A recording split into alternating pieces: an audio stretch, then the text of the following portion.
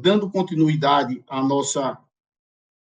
nosso diálogo aqui, vamos passar esse segundo ponto. Estão preenchidas as formalidades legais? Existe hipótese de relaxamento da prisão em flagrante? Senhores, querem que vocês observem o seguinte: quais são as formalidades legais que o flagrante deve ter? E caso elas não existam, como nós devemos proceder? Certo? Esse é um questionamento que a gente deve ter. Então, isso a gente passa para análise das ilegalidades que podem ocorrer num flagrante delito, certo? O flagrante delito, senhores, ele é um conjunto, um procedimento, o auto de prisão em flagrante é um procedimento realizado pelo delegado de polícia, né? Seja da Polícia Civil, seja da Polícia Federal, todos eles têm atribuição para realizar esse auto de prisão em flagrante. Neles, nós temos que ter alguns documentos que são documentos obrigatórios, né? A nota de culpa, que seria a nota de culpa? A nota de culpa seria um documento onde o autuado, o flagrado, ele é informado do que ele está sendo acusado, o que motivou sua prisão, quem foi o condutor, né, responsável por sua prisão, e que foram cumpridas todos os requisitos formais necessários para que sua prisão fosse realizada. Ele também tem direito, senhores, a comunicar aos seus familiares da sua prisão. Então, o próprio delegado de polícia deve oportunizar ao réu a informação a seus familiares ou a quem ele queira informar. Ele também deve ser advertido, né, deve ser cientificado do seu direito ao silêncio, né, até porque, muitas vezes, vocês que já têm mais experiência na área penal, alguns aqui que já têm mais experiência, podem observar o quanto a gente sofre na nossa prática com o que foi dito na delegacia, né? Então, às vezes, o que foi dito na delegacia e muitas vezes sobre e muitas vezes com algumas informações de que teria existido uma certa coação do autuado nas suas declarações, ou que eles não tiveram ciência das suas declarações. Então, aqui, senhores, surge a importância da informação do direito ao silêncio, né? Conhecido também como aviso de Miranda. Está proibido, senhores, está proibido também que o preso seja mantido numa condição de comunicabilidade. Então, é necessário que seja permitido a ele ter acesso a um patrono constituído, ter acesso ao defensor público, ou quem queira entrar em contato com ele. Eu coloquei aqui um requisito obrigatório, muito comum nos crimes envolvendo tráfico de droga, Lei 11.343 de 2006, que é a obrigatoriedade, senhores, de a gente analisar se foi juntado ao auto de prisão de flagrante o laudo provisório de drogas. A não juntada desse laudo provisório de drogas, de acordo com o artigo 50, parágrafo 1º da Lei de Drogas, faz com que nós tenhamos uma ilegalidade. Então, qualquer ausência desses documentos aqui, que são documentos obrigatórios e essenciais, e procedimentos essenciais ao APF, podem gerar a sua ilegalidade. E isso pode gerar, inclusive, o relaxamento da prisão em flagrante ou a não homologação da prisão em flagrante pela autoridade judiciária, pelo juiz responsável. Os senhores vejam que antes desses documentos obrigatórios presentes no APF, eu trouxe aqui que o fato, senhores, quando se realiza o flagrante, ele deve ser um fato típico. Isso aqui a doutora Jamile tratou com os senhores lá na primeira aula. Quando esse fato é atípico, o flagrante ele é ilegal. Por que ele é ilegal? Porque eu só posso prender alguém que está em desconformidade com algum tipo penal previsto em lei. Muitas vezes a gente observa esses fatos atípicos, senhores, numa conduta insignificante. Então, o juiz, quando vai analisar esse flagrante, ele observa, exemplo, vou dar um exemplo aqui de crime significante que a gente vem vendo na nossa jurisprudência, posse de munição, né? E existe a localização, parte da polícia, de munições na casa da pessoa, uma pequena quantidade, sem que seja encontrada a arma de fogo, só as munições, sem que exista qualquer histórico de envolvimento dessa pessoa em qualquer outro de crime. Então, a jurisprudência vem entendendo que aqui nós estamos, né, diante de uma atipicidade material. E diante dessa atipicidade material, não há crime. Se não há crime, né, não há por que se considerar legal aquele flagrante, certo? Então, a gente tem que ficar muito detido a essa questão se o fato que gerou o flagrante ele é típico ou não, certo? Esse seria um segundo ponto a gente analisar no auto de prisão em flagrante. E vamos agora, senhores, à questão da licitude ou não também dos elementos de informação colhidos, né, ali no auto de prisão em flagrante. De forma genérica, a gente pode trabalhar como gênero provas ali, mas a gente sabe que ausentes o contraditório, e por isso, muitas vezes, isso é tido na doutrina como elementos de informação. Mas muitas provas ilícitas, né, são trazidas pelo auto na realização da própria prisão em flagrante, e que isso macula o auto de prisão em flagrante e, por via de consequência, torna ilegal a prisão e merece um relaxamento. Então, eu vou trazer aqui algumas situações, que são algumas jurisprudências atuais, que nós devemos utilizar sempre que nos depararmos com um auto de prisão em flagrante, da análise desse auto de prisão em flagrante, e devemos requerer, nesse sentido, que o juiz relaxe a prisão, né, já que estamos diante de um auto de prisão em flagrante, de uma prisão em flagrante que foi ilegal. Aí nós entramos na violação de domicílio ou busca pessoal sem fundada suspeita. Temos esse julgado aqui do STJ, agravo regimental no HC 907-770 do Rio Grande do Sul. A maioria dos senhores, que acredito que estejam lidando com o processo penal, já estão bem cientes, né, que para que a gente realize uma busca, né, e a gente relativize a inviolabilidade do domicílio, garantia, direito, né, previsto constitucionalmente, nós precisamos de uma fundada suspeita, ou seja, prévia, que isso seja justificado pelos policiais, para que realmente a gente observe a legalidade ou não daquele procedimento, sob pena de existir, de forma desmedida, uma liberdade absoluta para que os policiais, os agentes do sistema de polícia, entrem em residências sem qualquer tipo de critério, né? Até porque, veja, subentende que se há uma suspeita e essa suspeita já é sabida, existe a possibilidade de se buscar uma busca e apreensão naquele domicílio. Então, adentrar um domicílio, certo, em busca de um flagrante delito, exige muito mais do agente policial, que precisa, num controle posterior, justificar tanto a autoridade policial como em juízo, quais as justas causas, né, qual a fundada suspeita que ele possuía para entrar naquela casa. E a gente vai fazer esse controle de legalidade, se realmente existiam fundadas suspeitas ou se aquilo foi um achado ocasional, né, de um flagrante delito. Eu entro numa casa e depois que eu fiz tudo que eu devia fazer de forma ilegal, eu pego, como a gente vê comumente, uma espingarda bate-bucha, né, que muitas pessoas do interior, todos aqui que trabalham no interior sabem, às vezes tem uma espingarda bate-bucha para poder caçar, e acabo que eu justifico a minha entrada naquele domicílio para apreensão de uma arma e lavo um flagrante por posse de arma de fogo de forma ilegal. Isso é uma coisa que comumente nós nos deparamos. Então, senhores, essa ilegalidade em relação à violação ao direito de inviolabilidade do domicílio é uma questão que vocês devem se ater.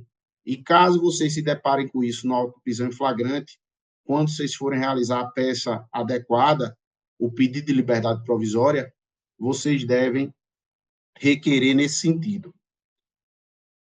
Outra ilegalidade bem comum, senhores, é o vício no procedimento de reconhecimento de pessoas do artigo 226 do Código de Processo Penal. Todos aqui estão cientes, ou aqueles que não estejam, estarão a partir de agora, sabem que existe um procedimento no Código de Processo Penal que regula como é que vai ser feito o reconhecimento de pessoas. E o que é que existia por vezes? Existia um ilegalismo da própria polícia que comumente mostrava foto de celular, que comumente, sem qualquer critério, mostravam fotos ou álbuns de fotos na própria delegacia, e isso levava a uma série de erros de reconhecimento e que comprovadamente traz uma lesões graves a diversos assistidos nossos que são reconhecidos indevidamente, até porque essa falsa impressão do reconhecimento acaba vinculando aquele réu ao processo. Então, no tema repetitivo 1258 do STJ, foi reconhecido que é necessário, né, seguir o procedimento previsto no artigo 226, que exige, né, o alinhamento de suspeitos com características e fenótipos parecidos, né, que é necessário que esse procedimento seja seguido. Caso ele não seja seguido, estamos diante de uma ilegalidade. E essa ilegalidade na lavratura do auto de prisão em flagrante, ou seja, a pessoa, o autuado é conduzido à delegacia, né? A vítima é levada à delegacia. O delegado de polícia, lavrando o auto de prisão em flagrante, passa pela sala em que o preso, o autuado, o flagrado está, e diz assim: foi esse aí que roubou sua moto? E a pessoa faz: não, foi esse mesmo que roubou minha moto. Vocês vejam aí que esse procedimento está totalmente divergente ao procedimento indicado no artigo 226. Ou, muitas vezes, o próprio policial militar, quando realiza o flagrante delito, ele pega uma foto do seu celular e mostra, foi esse aqui que lhe roubou? E a pessoa, muitas vezes, uma pessoa à noite, com capacete, com várias situações que dificultariam o reconhecimento, essa pessoa prontamente diz, ao receber esse indicativo da autoridade policial, diz: não, parece mesmo com ele, foi ele sim, foi ele sim. E isso, senhores, muitas vezes firma a autoria de um delito no Brasil. Existem dezenas, centenas de milhares e milhares de pessoas que são condenadas nesses termos aqui que eu estou declarando. Então, quando forem analisar um auto de prisão em flagrante, estejam zelosos em relação a isso, certo? Pessoal da SDEP, eu vou encerrar aqui o primeiro bloco, que já estamos aí a 29h35 do seu início, e vamos dar início ao segundo bloco, onde nós trataremos, né, continuaremos tratando das provas ilícitas a partir da violência policial, que seria o terceiro tópico aqui, que nós estamos tratando de provas ilícitas. Ok, SDEP? Então, senhores, dando continuidade, nós chegamos aqui na terceira forma de ilicitude de auto-prisão em flagrante, que também comumente nós nos deparamos enquanto defensores públicos e servidores e estagiários, que diz respeito à ocorrência de violência policial, né, quando da lavratura do auto de prisão em flagrante. O que é que existe uma recomendação, uma resolução do CNJ 213, que foi a mesma que tornou obrigatória a realização. Não foi ela que tornou obrigatória, na verdade, senhor, que tornou obrigatória foi a lei, mas que regulamentou a realização da audiência de custódia no âmbito do Poder Judiciário brasileiro, e eles já fazem algumas recomendações para que o delegado de polícia encaminhe o preso para realizar exame, né, de lesões corporais, para que realmente fique configurado que ele não sofreu nenhuma lesão, né, durante a sua apreensão, nenhuma violência policial. Essa violência policial, senhores, como eu vou demonstrar agora no HC 876-910, nesse julgado do STJ, ela pode também configurar um vício que macula todo o auto de prisão em flagrante e que redunda necessariamente na não homologação dessa prisão em flagrante com a consequente colocação em liberdade do nosso assistido. Vamos, só para os senhores terem noção aqui da nossa ementa, vou ler aqui a ementa, porque a partir daí a gente consegue discorrer sobre isso. Habeas corpus, processo penal, investigação por tráfico de drogas, associação para o tráfico de drogas e porte ilegal de arma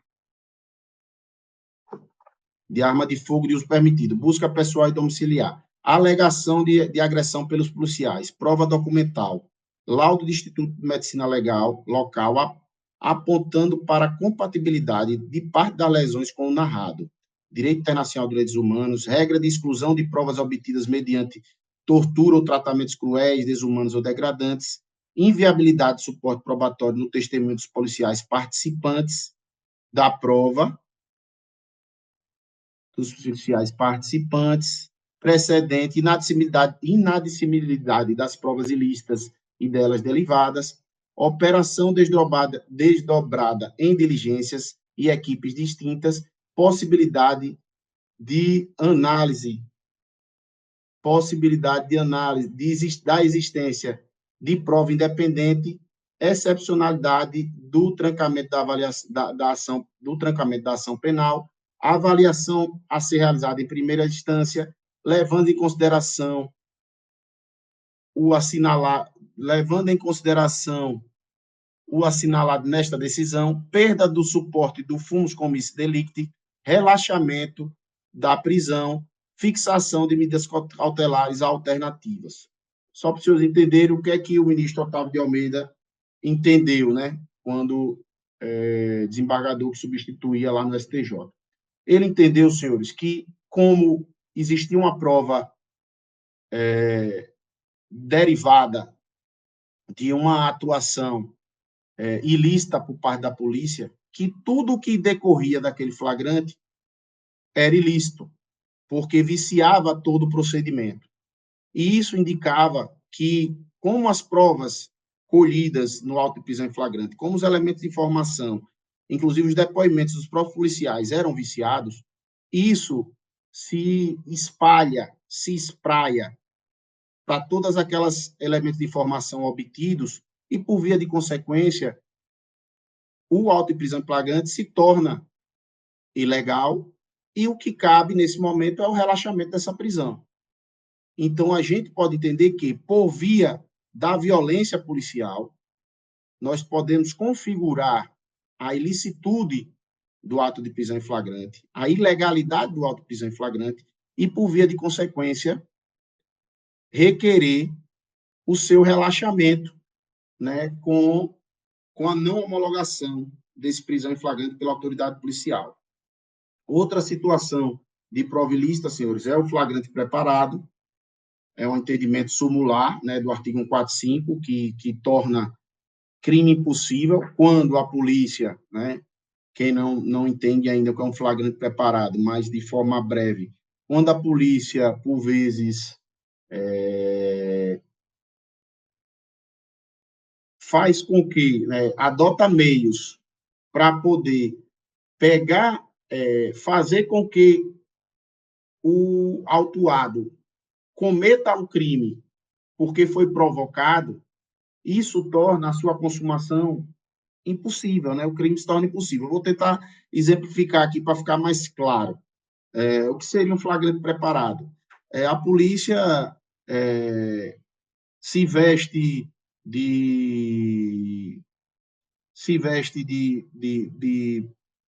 de consumidor de droga, né? Vai a paisane, etc., e vai até alguém tentar adquirir drogas, né? Tentar adquirir essas drogas, fazer com que essa pessoa venda a droga a ele. E a partir do momento que essa pessoa vende droga a ele ou lhe entrega a droga, ele lavra o flagrante, né? A partir do momento comunica a existência do flagrante delito e conduz esse custodiado, esse flagrado para a delegacia para se lavrar um auto de prisão em flagrante. Isso seria um flagrante preparado e que, pela súmula 145 do STF, torna impossível a sua consumação. Então, a gente tem que ficar ciente dessa ocorrência e verificando a existência desse flagrante preparado, requerer ao juiz o reconhecimento da sua ilegalidade. O flagrante forjado, senhores, já é um pouco diferente. O flagrante forjado é a laranjada, né? O senhor já deve ter ouvido falar, sempre a pessoa fala, doutor, aí foi laranjada. Aí foi laranjada. O que é uma laranjada? É uma situação que a polícia, muitas vezes, ou por questões pessoais, de ser um inimigo pessoal, ou por questões de querer assumir um papel heróico dentro do sistema de justiça criminal, ele prende alguém que ele acha que deveria ser preso e planta, né? Planta uma droga, planta uma arma, planta algo e leva para a delegacia e diz, olha, fiz essa abordagem, encontrei com essa pessoa essa quantidade de droga aqui, essa droga era dele e tal, etc. Esse é um flagrante forjado, né? E isso, felizmente ou infelizmente, mais infelizmente do que felizmente, é uma coisa bem corriqueira dentro do nosso sistema de justiça. Então, a gente tem que ficar muito atento para ver se a gente consegue extrair do auto de prisão em flagrante alguma informação que nos traga essa ideia de que aquele flagrante foi forjado e que dali nasce a ilegalidade, né? Macula todo aquele flagrante delito. Senhores, passado dessas provas ilícitas, nós chegamos aí nas audiências de custódia. Como os senhores bem sabem, após a lavatura do auto de prisão em flagrante, em regra, a regra legal é que seja realizada uma audiência de custódia, né, pelo juízo competente. Esse juiz designa essa audiência de custódia. Nessa audiência de custódia, serão vistos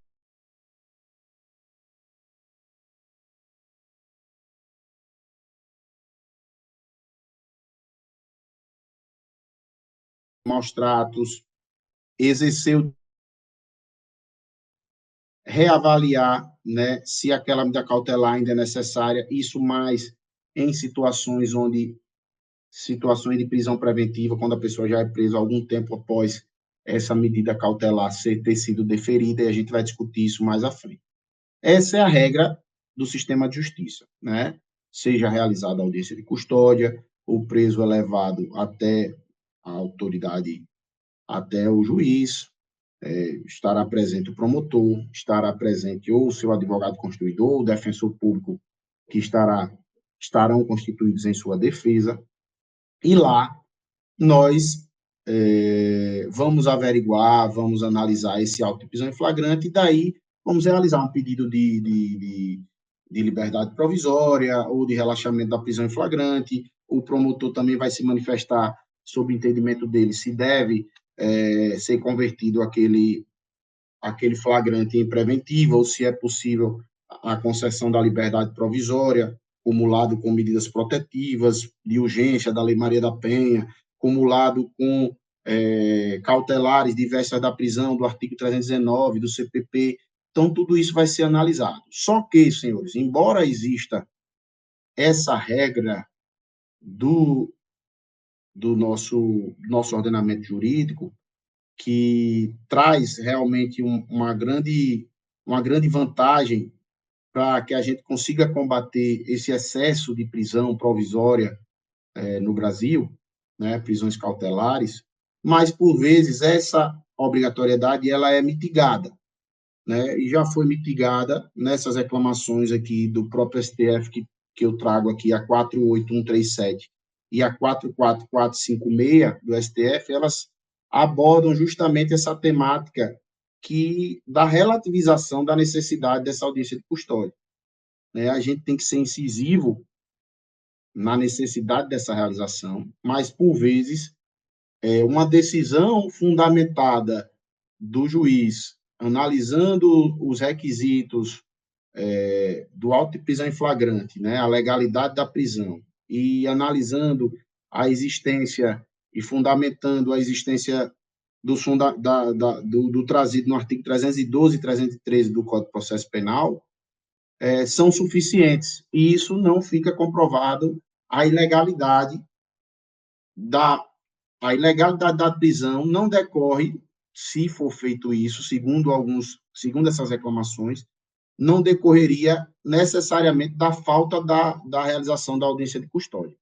É um ponto que a gente tem que ficar muito atento, porque é uma grande perda essa não realização, mas nós precisamos reconhecer que nos plantões criminais do interior, em regra, não são realizadas as audiências de custódia. E essa manifestação fica como, senhores? O delegado de polícia lavra o auto de prisão em flagrante, comunica esse auto de prisão em flagrante ao juiz, o juiz recebe, encaminha esses autos à Defensoria Pública, ao advogado da parte e ao Ministério Público para a manifestação. As partes se manifestam e, ao final, o magistrado vai decidir pela conversão daquele prisão em flagrante em preventiva, pela concessão da liberdade provisória, etc. Então, isso é uma coisa que acontece comumente. Embora a maioria dos magistrados, por cautela, os magistrados que têm competência para analisar esses autos de prisão em flagrante, quando esses autos de prisão em flagrante do final de semana ou dos dias não úteis, dos plantões, são encaminhados para o magistrado competente, eles designam automaticamente uma audiência de custódia, E nela eles vão observar essas condições trazidas pela lei e, ao final, eles podem reavaliar ou não se a medida imposta pelo juiz plantonista continua válida ou se eles vão modificar. Em regra, infelizmente, quando decretadas as prisões preventivas, os juízes acabam mantendo essas prisões, certo? Então, esse é um ponto importante, a realização da audiência de custódia, que eu trago aqui para os senhores. E, por fim, quando a gente pensa em ilegalidades, a gente tem que entender o seguinte: ao final da análise nossa das formalidades e das possíveis ilegalidades existentes dentro do flagrante, o que é que o juiz vai fazer? O juiz vai homologar ou não essa prisão em flagrante. Por quê? Porque o próprio fundamento do artigo 5º, 65 aí da Constituição Federal, diz que a prisão ilegal deverá ser imediatamente relaxada pela autoridade judiciária. Então, aqui, senhores, é uma primeira análise que nós fazemos do auto de prisão em flagrante, se ele é legal ou se ele é ilegal. Sendo ilegal, necessário o seu relaxamento. Vamos voltar aqui às nossas perguntas. Senhores, quais informações eu possuo do flagrado? Isso aqui é muito importante também vocês observarem no auto de prisão em flagrante. Certo? Esse flagrado tem residência fixa, tem identidade civil regular, tem filhos menores de 12 anos, Qual a idade desse flagrado? Qual a idade? Ele tem alguma doença grave? Tudo isso é muito importante que vocês levantem o perfil desse flagrado, Já respondeu a outros processos criminais? É reincidente? Não é reincidente? Certo? Então, é importante que vocês também apurem do auto de flagrante essas informações, e eu vou tratar até delas mais na frente um pouco. Outra informação essencial que vocês devem também observar quando da análise da prisão em flagrante foi arbitrada fiança pela autoridade policial? Porque, senhores, isso aqui é uma das situações que a gente consegue maior êxito nas nossas manifestações, seja de liberdade provisória, seja de revogação da prisão preventiva, seja da interposição de habeas corpus. Se a autoridade policial arbitrou fiança, e é possível a autoridade policial arbitrar fiança por determinação legal, em pena, em crimes, né, em que a pena máxima, né, o preceito secundário da norma, a pena máxima seja menor que 4 anos, então a autoridade policial pode, né, por via de consequência, arbitrar fiança. Se o flagrado recolheu essa fiança, ele já foi posto em liberdade, inclusive, pela autoridade policial. E a análise do juízo desse auto de prisão em flagrante será uma análise muito mais simplória. A pessoa já foi colocada em liberdade, ele vai ver a legalidade e muitas vezes vai homologar a fiança com liberdade provisória e está resolvido. Se foi arbitrada a fiança e o nosso assistido não recolheu, e a gente sabe qual é o público que a gente trabalha, né? Que é um público que tem diversas vulnerabilidades, inclusive uma delas a vulnerabilidade econômica, a hipossuficiência, né, vendo pelo lado processual. Então, veja, se foi arbitrada a fiança e essa fiança não foi paga, nós devemos analisar as condições pessoais do flagrado, para que a gente possa, posteriormente, a gente vai ver isso, argumentar que é inconcebível que uma pessoa fique presa apenas porque não tem dinheiro. Quer dizer, e a gente divide aí a nossa população em dois tipos de pessoas, aquelas que têm dinheiro e aquelas que não têm dinheiro. Quer dizer, quem tem dinheiro pagou a fiança e foi solto. Quem não tem dinheiro não pagou a fiança e fica preso.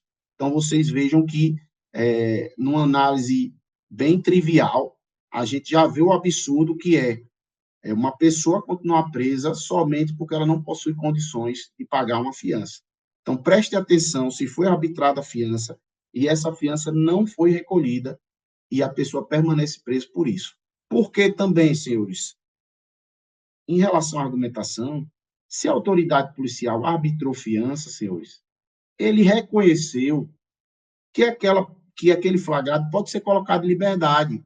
A própria autoridade policial, que poderia, exemplo, analisando uma maior periculosidade do agente, ele poderia, do flagrado, ele poderia requerer, ele podia representar, que seria o termo jurídico correto, representar a autoridade judiciária para que fosse convertida aquela prisão em flagrante preventiva. Pelo contrário, ele não se manifestou pela prisão preventiva, ou seja, ele não representou pela prisão preventiva, e ele ainda arbitrou fiança, porque ele entendeu que aquele caso ali não mereceria maiores complexidades, porque se ele visse que, mesmo cabendo fiança, era uma situação que envolvia um caso mais grave, ele automaticamente deixaria de arbitrar a fiança e justificaria o porquê do não arbitramento. Ou seja, como fundamento, é importante a gente entender que arbitrar a fiança pela autoridade policial já nos leva a entender também que não estariam presentes ali minimamente qualquer necessidade de ordem pública da manutenção de prisão daquele flagrado, certo? Então, observem também por essa ótica. Uma coisa que eu quero que vocês também observem e não deixem de observar. Existe requerimento de conversão da prisão em flagrante preventiva pela autoridade policial, pelo Ministério Público. E por que a gente deve observar isso? Vocês vejam que, como eu conversei com os senhores, depois que se encerra o auto de prisão em flagrante, a autoridade policial manda ao juiz. Quando a autoridade policial encerra esse auto de prisão em flagrante, ele manda para o juiz, muitas vezes ele já se manifesta, caso ele entenda necessário, ele já representa pela conversão da prisão em flagrante em prisão preventiva ao juiz. Então, existe um pedido da polícia para que o juiz converta aquela prisão em flagrante preventiva. Da mesma forma, senhores, quando o juiz abre prazo para o Ministério Público se manifestar, ele, analisando a situação do auto de prisão em flagrante, analisando as condições do flagrado, ele pode requerer, naquela manifestação que ele faz, a prisão preventiva, certo, do nosso assistido. Se nem a autoridade policial fez, representou pela preventiva, e nem o Ministério Público requereu a conversão do prisão em flagrante e preventiva, senhores, o entendimento que prevalece hoje, que nós vamos ver mais detidamente à frente, é que não possível, nessa fase, a decretação da prisão preventiva de ofício pelo juiz. Ou seja, se a autoridade policial não pediu, se o Ministério Público não pediu, juiz, nessa fase aqui, você não pode decretar a prisão preventiva de ofício. É necessário um requerimento. E por que vocês têm que ficar atentos a isso? Está resolvido nosso problema. Veja, se nós vamos nos manifestar sobre um auto de prisão em flagrante e a gente observa que o delegado não pediu e o promotor não pediu, senhores, o que é que a gente vai dizer ao juiz unicamente? Excelência, não tem pedido. Se não tem pedido, o senhor não pode declarar de ofício. Por via de consequência, só lhe sobra um caminho, que é a concessão da liberdade provisória. Certo? Então, a importância de a gente observar isso. Porque nosso caminho, em relação à manifestação, se torna muito mais fácil, né? Se torna muito mais fácil. E aí, senhores, para encerrar aqui esse primeiro tópico nosso, eu coloquei o seguinte: qual manifestação devo realizar? Que eu vou ser bem breve, porque vocês estão mais do que cientes disso. Podem cometer alguns equívocos, mas são raros. Um estagiário de primeira viagem, um servidor de primeira viagem, mas, em regra, vocês já estão bem cientes disso.